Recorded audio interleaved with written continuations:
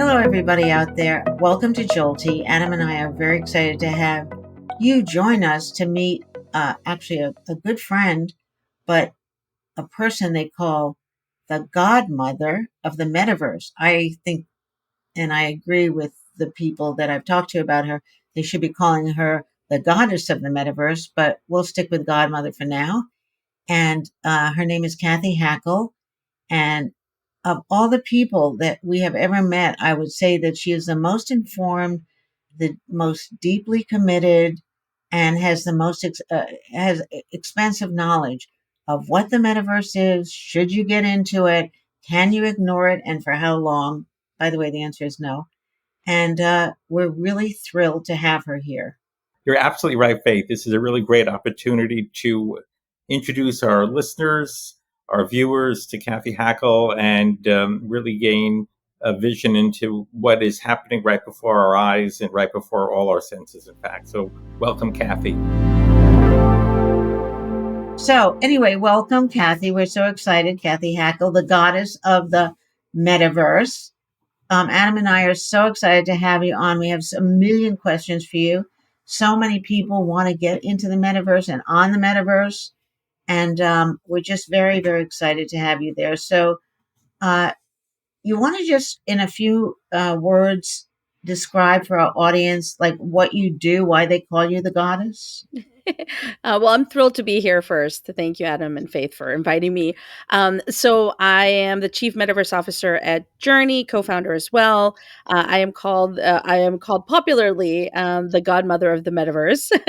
And basically, I've been in metaverse-related industries for almost a decade, so that's a long time in metaverse time, right?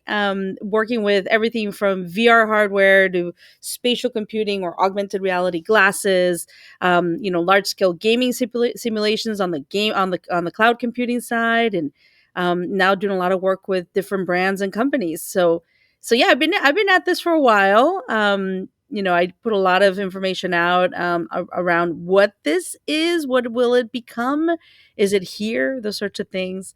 So yeah, just doing a lot of different work. And just really trying to push innovation and technology to the limit when it comes to where we're heading. Wow, that's a big job. So, well, Addie, you want to ask the first question? You go ahead.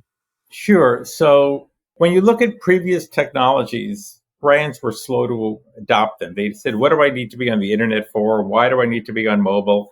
And now we're seeing the reverse. It seems like it's such a FOMO moment, right? The brands have gone from prove it to me to pushing and shoving to get in front of the next one. So what does that mean from your point of view in terms of brands' expectations and the reality of the platform? Yeah, and I'm definitely seeing that, Adam. It's this moment, like before, like in the what I call the Web 2 era, where it was like social media, you had to convince them, right? They were like, "We'll never need Twitter," right? Right. Now it's more like, "Oh my goodness, how do I get involved?" And I personally work with two types of brands that are really culturally relevant and want to remain culturally relevant, right? Or some brands that missed out on e-commerce, got there late, or missed out on Web 2, got there late, and now see this as their opportunity to like leapfrog, right, and kind of become relevant. Right. So yeah, I'm seeing definitely that going on. I will say I see a lot of brands jumping into the space very fast and not necessarily thinking through what they're doing. So there is a lot of that where the marketing departments really want to jump in and do something. It might be a success, it might not be, right? So there is a lot of that, right? What I do think is the brands that are doing it right are taking a long-term approach, right? They're really thinking long-term. This is thinking about the future of the internet. That's a pretty long term, right?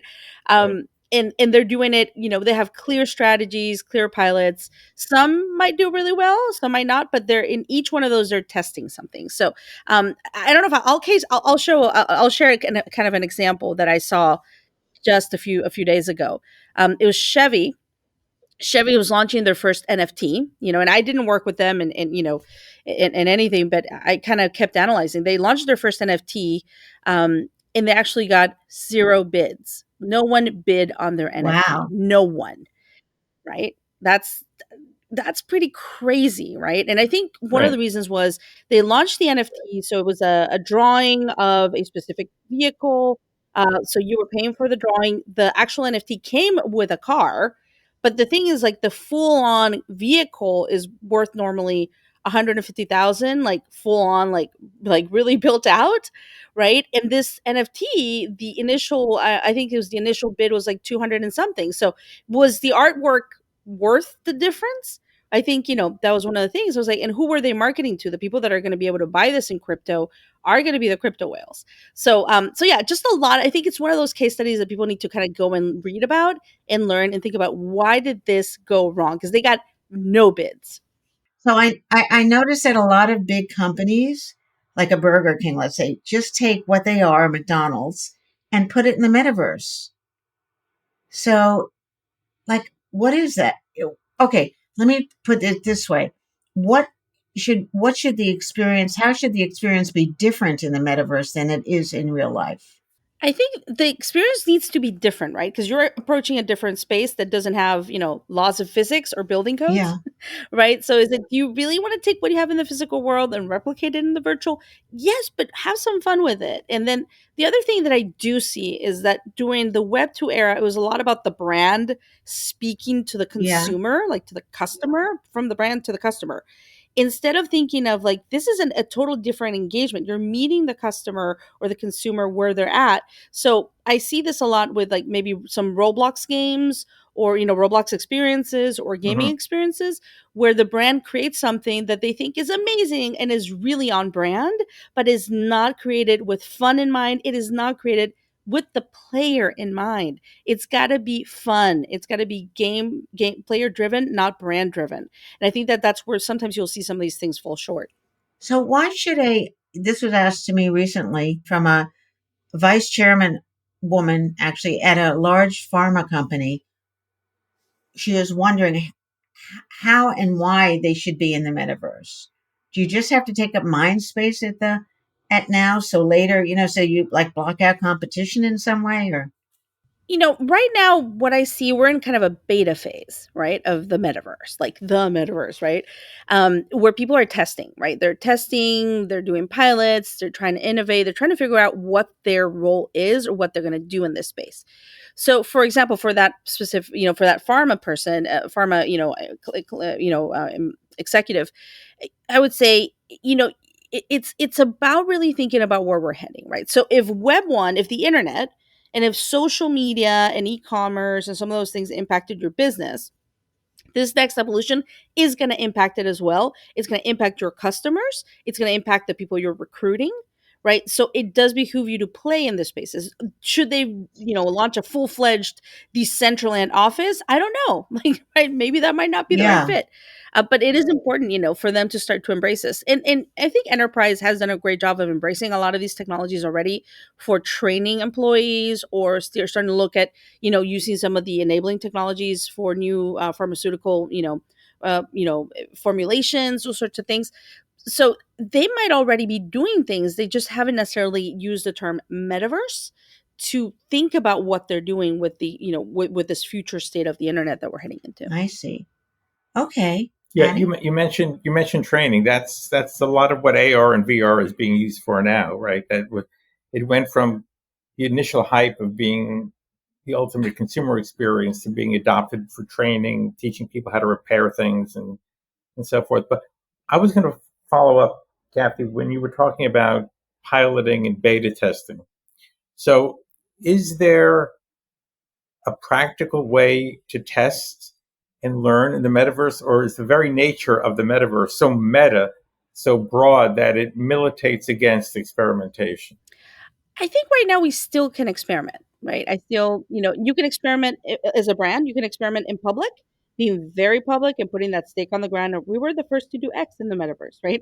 Or you can actually experiment in private with building prototypes, doing different things that just don't have your brand, right? Hmm. Because there's still some of these places, spaces. It's so big, like you said, right? It's so Right. so big that not everything is known, right?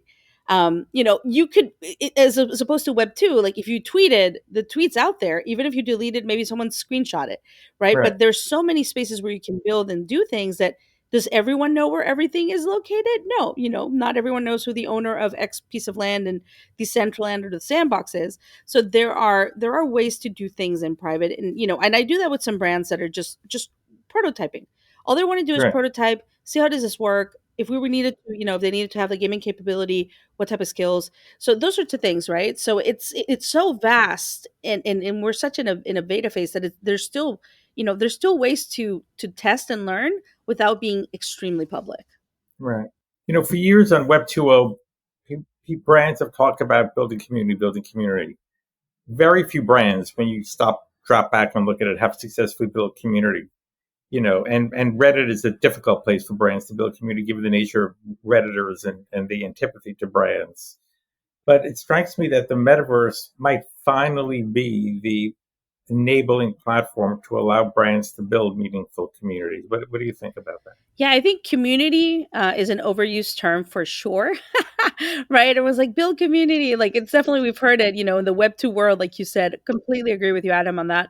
I think Web 3 is a little bit different, right? Because once again, we go from the brand talking to the customer, right? Up here talking down, to actually leveling, like being on the same level, right? So the hard part is for brands to understand that they start to become co-creators, right? Collaborators with the communities that love them.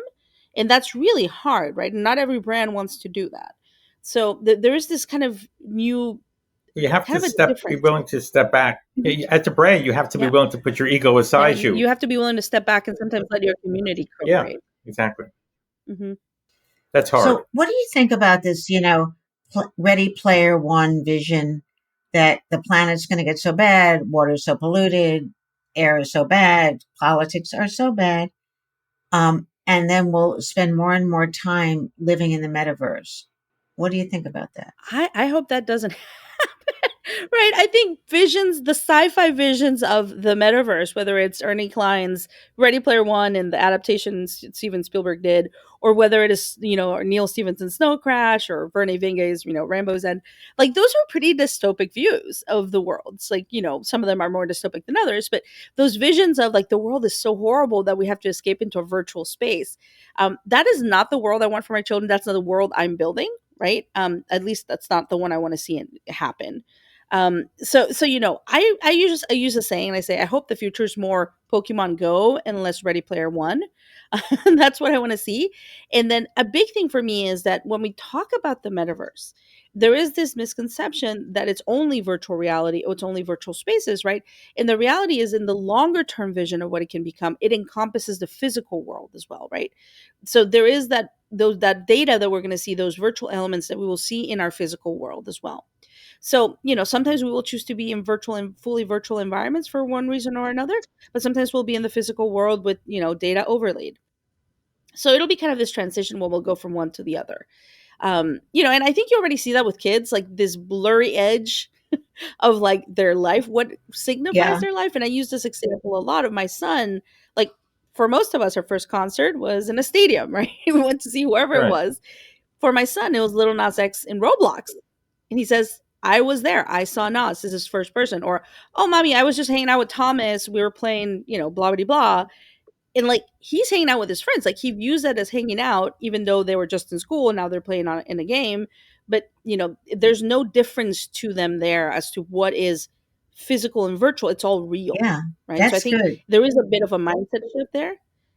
Just because it happens in the virtual space does not make it less real. That's well put. No difference between physical and virtual. It's just real. So, will people get married to each other in the metaverse and it will be real? Yeah, I mean, there are already weddings happening. But they don't I'm live not sure there. of the They how don't live there.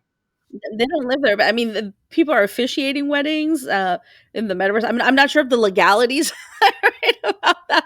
How that works. But yeah, I think you're starting to see that. You're starting to see, those sorts of Well, things. let me ask you something more specific. And thank you for Yeah. inviting me to that. You rang the NASDAQ bell Mhm. for the first time ever in the metaverse. And that was very exciting. Everybody got very excited about it. But what was the purpose of that? Yeah. So It was in partnership with NASDAQ and Core, Yeah, and we wanted to do something, something unique and new. Um, we did it, like you said, you were there with us. It was a really exciting moment. I think is for NASDAQ, their tagline is "Rewrite right. Tomorrow." So start to think about how these virtual spaces can help. Can create new opportunities. So imagine you're a part of a company and your company's going to go ring the bell, but you can't be there. Maybe there's a virtual component to it where we can all participate in that ringing of the bell as employees, I right? see. Yeah, So I think that yeah, there's yeah, there's things that that this opens the door to, right? And I think it's also you're showing that kind of experience of like virtual and physical happening at the same time. And you were there. I mean, we did this live on television. Like this was live. So many things could have gone wrong. Thank God they yeah. did it, right? But we were there. We rang it in the physical world, and at the same time, my avatar rang the bell in this gaming space. But yeah, I think it's showing that duality of these two realities really that are further converging, right? And I know, for my kids, like these are further together. And I have, generationally speaking, I have one Gen Z, Gen Alpha, and two Gen Alphas. And for my Gen Alphas, like there's no difference. There's no difference. Like they care as much about what they wear in Roblox. I would say they care more about what their avatar is wearing than what they show up wearing to a party. Now, I was just going to ask about how do we reconcile and think about the the polarized world we're in, where your reality and my reality might be completely different because when you watch Fox and I watch MSNBC or whatever, um, and the risks of the metaverse actually exaggerating that, eliminating accountability, creating no framework for bad behavior, and basically, going back to sort of a Lord of the Flies environment. There are things that keep me up at night, right? And there are along those lines is the creation of the metaverse we don't want to see, right? I think a lot of us do want to see an open, decentralized metaverse, right? That eliminates some of that, you know, some of the negative things from Web two. That means that there are going to be there are going to be new things that will, add into the mix that we don't even know are going to be detrimental, right, to society. So it, I do worry about those silos and those bubbles, right? I do see the younger generations possibly not consuming media in the way that many of us do, right? So you mentioned, for example, Fox, MSNBC, those sorts of things, and I watch MSNBC personally, but And we do too. Well, I do. and I think they're going to start consuming media in a different way, right? So I'm still kind of analyzing how the divide, how these silos and divides will happen further, right? And how it'll impact children. Yeah, yeah. But I do worry. I worry, Adam, I do worry about something specifically, and there's many things I worry about, but there's something we always talk about augmented reality, about adding things to our reality. There's something called diminished reality, which means you're subtracting, right? And if you can go out in the world wearing a headset and erase everyone you don't like because they're, look a certain way or wearing a certain, you know, piece of clothing, that really could create a divide that we've never seen, and I in a agree way with that we've you. never seen, because even if you have a certain beliefs, you still have to go out there and engage with people. And if you So go back to evolutionary biology and othering and so forth, the risk is real. When you talk about like using the metaverse for good, I mean, can you see a time where we actually can demonstrate to people why the rainforest being cut down, what the effect is visually, three-dimensionally, or any things that we're being challenged with? Has anybody started that? yeah, I think using these technologies to visualize potential futures, right? Right. I think it's very powerful. I actually worked on a project with the Air Force. It was a non confidential, a project. They had the chief futurist at the time had written a report on like the future in 2030 or 2036 or something, and it had four potential futures, right? And it was a 90-page PDF, which is great, but is everyone going to read that? Possibly not, right? So I said, why don't we bring this into VR, right? Let's use holograms as well. As we did a hologram of him, a volumetric video of him, and we created all these four futures in VR, and actually, had people at the Pentagon and people in government put this headset on and experience a little piece of each one of these four futures, right? To say this is how it could become, right? So you start to create action towards, like, if there is a preferred future, right, or a better future, how do we start to activate towards that? How do we start? What are the actions that we need to lay ahead so that we can get to that preferred future, right? Because some of the futures were pretty dystopic. So I do think these technologies do allow us to step into the future in ways that we couldn't do before, and that could potentially have a positive impact on society, right? I fear that if we use it too much, though, that we might get desensitized as well, Oh, right? Yeah, like if we always, because there's a in VR for many years there's been this thing of like VR and empathy, and I've experienced it, right? But if we always focus on it only being an empathy machine, does it get to the point where we get desensitized? So I think there is a consideration there to have around that as well. so could you see a time where if we can upload somebody's consciousness that they can actually respond, but they don't have a human body, but we assign them an avatar, that you could be having conversations and interactions with people that aren't in human form, but in upload form? Yeah. I mean, potentially, right? I think that there's remains a lot of things need to be solved for that to truly happen. I mean, I know there's a startup in California that is preserving brains for that potential future when you could potentially upload upload into the cloud. What's it called? Do you But know what it's called? oh my goodness, its name escapes me right now, but it's in an article I wrote for Forbes on death Yeah. tech, on death Okay. technology. We'll find it. Yeah, but yeah, I think that there are people already working on this. Can we do it right now? No, absolutely not. Will we be able to do it? Possibly, depending on many different things, right? What I do see is definitely using some of these technologies, especially AI, right, to replicate how our loved ones respond and answer questions. And I look at it also from, like, not the Black Mirror side, but let's look at more like a white mirror kind of perspective. I love the idea of using these technologies for historical preservation, right? And that's been done obviously with some Holocaust survivors. I personally was involved in several projects where we wanted to volumetrically scan, so create holograms, right, of significant political figures that were aging. And I'm based in DC, and one of the people we were considering at that time, that was a couple of years ago, was Ruth Bader Ginsburg, RBG, right? Obviously, she passed away before we were even able to present that to her team. But imagine if you could preserve those historical figures, right? Do volumetric video of them, so 3D videos of them, not just a flat image, and record their answers, and then through using AI, you can teach it to respond, right? There are positives and negatives, right? If they are controlled by the right, by a museum or the right source, they would educate people, right? If they're controlled by the wrong source, then they could be manipulated. So there's the whole debate there, right, on how do we use these technologies, specifically volumetric video and AI, for historical preservation, and that it remains in neutral hands. Right. So as opposed to What deepfakes. related to that, are there? Well, the question really is: are there, and can there ever be neutral hands? And think about the deep fake situation now, which the more I've been reading about it and thinking about it, the more concerning it is, because we could be doing a conversation with you and it's just completely a deep fake, and it's almost impossible, particularly with audio, it's almost impossible to tell. Tell me that again. Explain that. So a deep Yeah. fake means that using AI and a lot of synthesizing technologies, you could replicate somebody's somebody's voice and have an image of Joe Biden, say anything you want Joe Biden to say, and it'd be Mm. impossible really to separate, except maybe with really sophisticated technology, whether it is or is not. So when you think about misinformation, disinformation, you think about the political risks and who do you trust, what's believable. The metaverse adds another layer of complexity to that reality distortion field.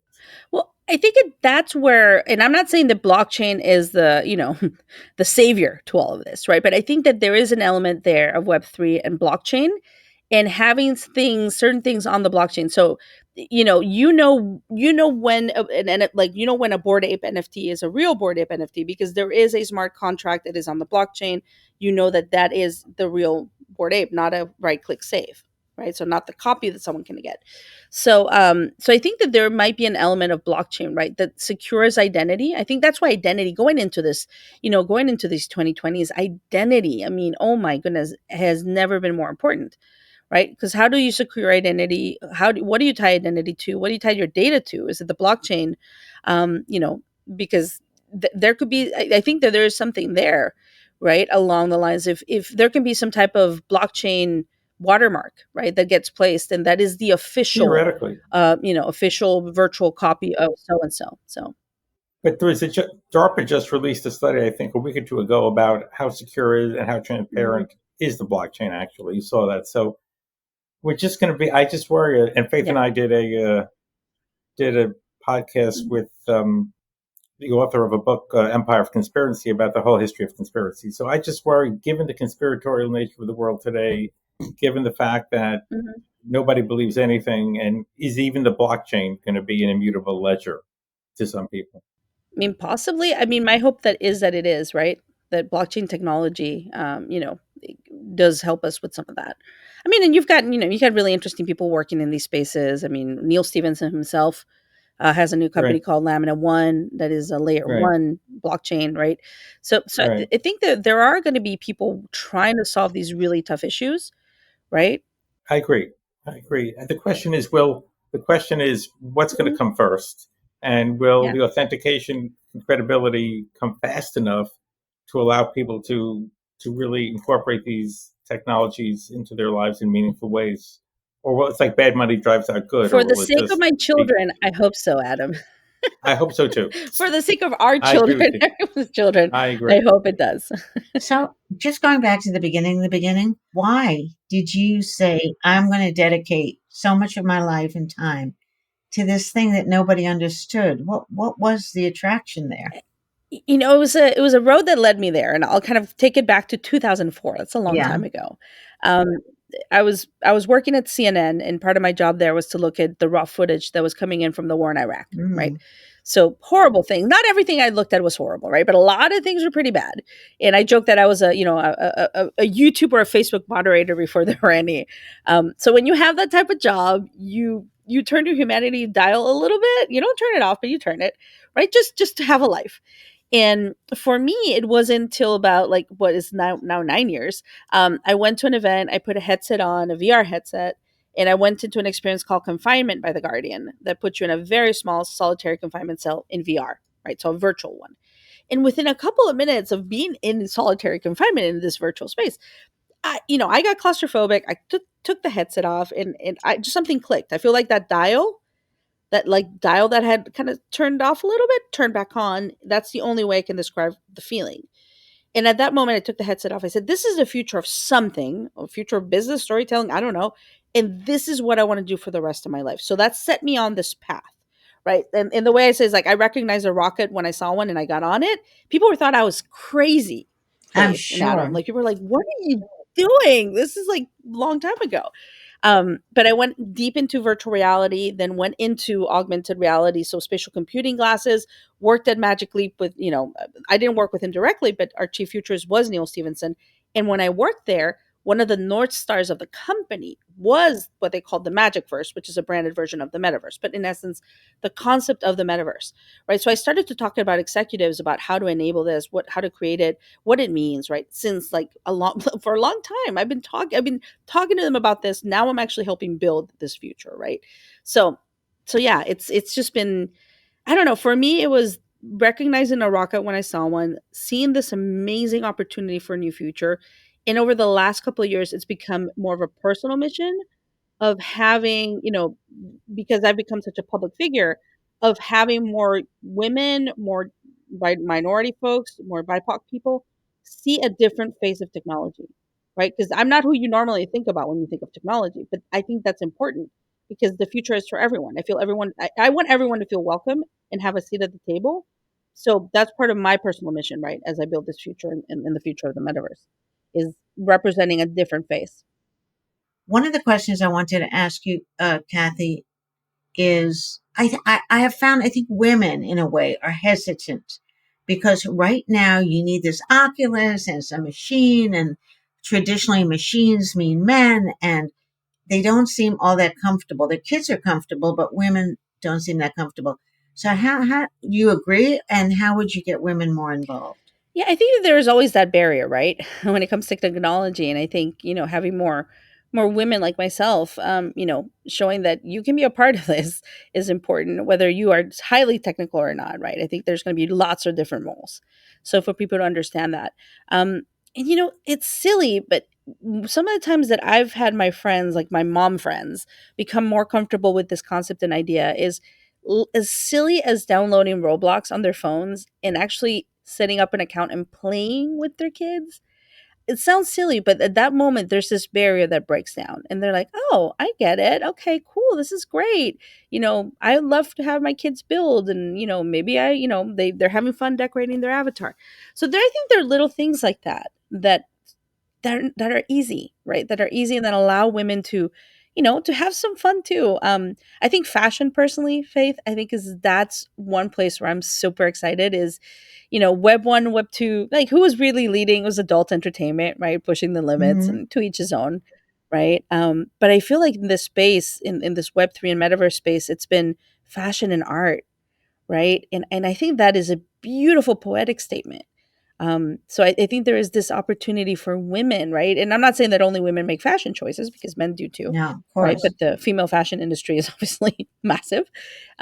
I think that there is this moment right now, where the technology is getting closer Hmm. to women and allowing them to express themselves and find themselves in Yeah, different and ways. shopping. I mean, a lot of the Hmm. supermarkets, like Walmart, is coming on, and some others. So maybe that's another way they can get familiar. See, we worked with a big vision company. I mean, eyes. And the thing about this Oculus is it charged. It's so clunky. I can't figure it out. It gives me a headache, and it messes up my hair, by the way. So, what do you see as the next technological advent to make entering the metaverse a little lighter? Hmm. I mean, we'll continue to enter through our phones, not so much our VR Yeah, headsets.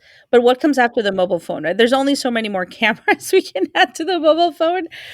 So yeah, some type of glasses, but glasses, like I call it the Ray Ban yeah. moment, when they actually look like Ray Bans and they're like Ray Bans. I think that whenever, I mean, potentially whenever Apple comes to market with whatever it is that they're going to bring us, I think that'll be a very big moment. So some type of wearable that replaces the mobile phone, I think, and won't be as clunky as a VR headset.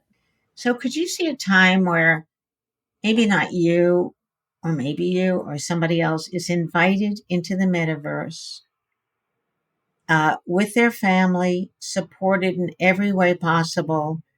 So, maybe as an experiment, somebody's supplying like so that they can exist in real life, because we still can't feed you in the metaverse.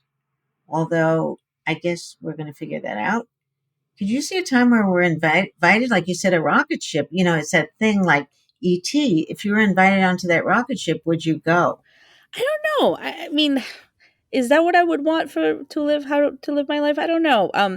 What I will say, Faith, I think when I think the longer term perspective, when I think about how metaverse, space exploration, AI, how it all kind of comes together, right? I'm thinking of like long distance, like long deep space travel, right? Let's say we start to plan to go to Mars. Well, we're planning to go to Mars, right? But we actually enable it. Yeah, Whoever, well, the humans that are on that ship, the first one, second one, third, whatever, they're also going to need virtual companions, yeah, right? And I think that's where the metaverse and space and AI all comes together, right? So it might not be that we are invited to plug ourselves into something. It might be more like some of these virtual beings become part of our families, right? Especially when we think about deep space exploration and a lot of those things, like having those friends. And the reason that I've been thinking a lot about that is when I worked at Magic Leap, we had a virtual being called Micah, and and she was very non-threatening, just a wonderful experience. It sounds a little scary, right? But when people put the glasses on and they would sit in this table, and across from them was Micah, and sometimes she would smile, they would smile back, right? There's even an opportunity where where she was like a yawn, like doing a yawn, someone yawned, right? So there was this amazing interaction between technology and humans in a very human-centered AI way that I thought was beautiful. And I saw something there. And I said that there is something here as to how we engage with technology in different ways in the future. And I started to think about like deep space travel and like who are we with on those deep space, when we're heading into Mars, wherever long it takes us to get there. So yeah, I don't know if I want to plug myself in more so than I want to engage with technology in a more human-centered way. Very well answered. We are talking about, you know, when you have a pet in the metaverse, like a dog, it's very hard to have a dog in real life. You have to walk it and feed it. And the worst part is it dies way before you do. So having a dog in the metaverse that can live forever, that is, taking on interesting characteristics, maybe can talk, which is what I'm waiting for here with my dogs, and eat certain kind of food. Maybe they eat gold nuggets. I don't know what they eat, but anyway, it can be like Micah. It can be very Mhm. appealing. Yeah, they can be our friends, they can be our companions, they can be our therapy, yeah, our therapy, virtual beings. So definitely, I definitely see that in it. And it's funny, Faith, because I shared this example not too long ago, about a year and a half ago or 2 years, I don't know. I was at a CVS in Virginia, and I walked in, and they had this section. They were selling this robotic cat, like Hasbro, mind you. Hasbro is selling this robotic cat, hundred something dollars, but it's marketed not to children. It's marketed to older adults, right? To probably like people in the boomer generation Yeah, or older adults. And it was interesting. I sat there, I stood there for a while, took a picture of it. Is it such an interesting perspective of how we're starting to, create these bonds with these beings, right? Robots, virtual beings, whoever they are, right? Because if you go to a nursing home, you can't bring your cat, but you might love your cat. You might love your animals, yes, and what is the way that you're going to be able to have them? And it might start with that physical representation and go into a virtual space. yeah. But I do think there's something there to what you're saying. I just think that could be so interesting. So I just wanted to cover that with you. I heard that that cat was for dementia too, to keep you, Mhm. talking back and forth. And there's a company that we just uh, interviewed the CEO, where he's connecting older people to each other and taking them to Paris or taking them on a hike. Oh, It's quite yeah. charming. So anyway, I just wanted to mention that.